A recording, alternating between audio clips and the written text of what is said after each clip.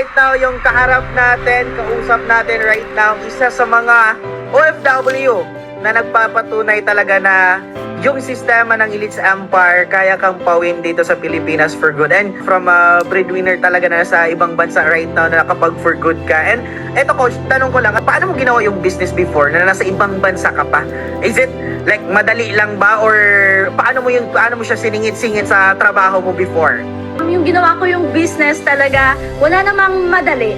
Lahat mahirap, pero we have choice in life. Ano yung pipiliin natin na mahirap? Mas mahirap pa rin maging mahirap. Mas mahirap pa rin maging OFW na hindi ko kasama yung family ko. Nakita ko yung business, the moment na nakita ko yung business na maraming nabago yung buhay, sabi ko, kahit ilang oras meron ako, minuto man yan, segundo man yan, as long as pinapahalagahan ko ang oras na yan, I can do the business. And that hour, that seconds, that minute na meron ako, yun yung magpapabago ng buhay ko. Yes, tama talaga, no? Kaya sa lahat ng mga OFWs na nandito, tama, choose your heart. Diba, kung mahirapan ka lang din naman dito na sa bagay na yayaman ka. Ang ninyo to ka bang yayaman? No, congratulations kasi yung dating pinuhunan mo, dating inutang, naging 3.2 million pesos na siya. No, congratulations. And of course right now, no, gaano kalaking tulong sa iyo yung pag-all out mo sa negosyo natin right now? For me, grabe yung gratitude sa heart ko. Yung utang ng buong pamilya namin na sobrang ilang taon na talaga. Sobrang nagpapasalamat ako na bayaran namin yun. And ito, because of that, marami tayong nai-inspire. And eto nga, nakauwi ako for good. May time freedom na ako na anytime na anong gusto kong gawin, nagagawa ko na. Kasama ko yung mga tao na sobrang laki ng puso at yung purpose nila talaga sa buhay. Na talagang mas spread na may Elites Empire. This Elites Empire is hope para sa mga OFW na kagaya ko. It's a hope na, huy, andito ako. Ako yung blessing na hinihingi mo. Kumikita ako ng malaki. Hanggang ngayon, marami ako na-inspire.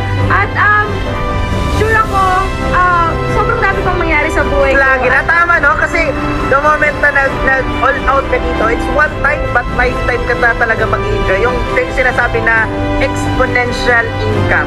Yung tipong ngayon, ito yung income mo, lalaki at lalaki siya over the time. And congratulations kasi yan talagang nangyari sa'yo, laagila. Before tayo mag-bye-bye sa lahat ng mga nandito, anong message mo sa lahat ng mga breadwinners, sa lahat ng mga OFWs na nanonood right now?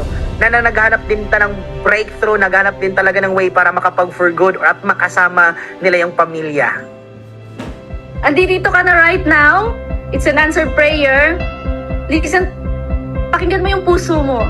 Nung nagsasalita kami, lahat ng nagsasalita dito, anong nararamdaman mo? May pumipitik ba? Na ito na ba yon? Yes, ito na talaga. And kung ikaw breadwinner kagaya ko, love yourself. Punuin mo ng pagmamahal yung sarili mo.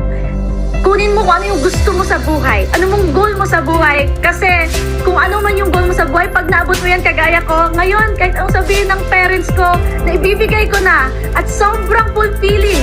Sobrang sarap sa pakiramdam na hindi na kaya dati na parang may pumipitik sa utak ko na pangkain ko pa sana to eh. Panggala ko pa sana to eh. But this time, sobrang, pag sinabi ng papa ko, nak, pwede pa ganito, ganyan. Okay, go. Kasi I have my business na pwede akong kumita ng sobrang laki.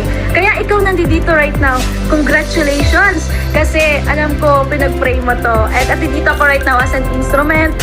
Na this is it. Ito na yung pinapangarap ko, ito na yung pinag-pray mo. Congrats!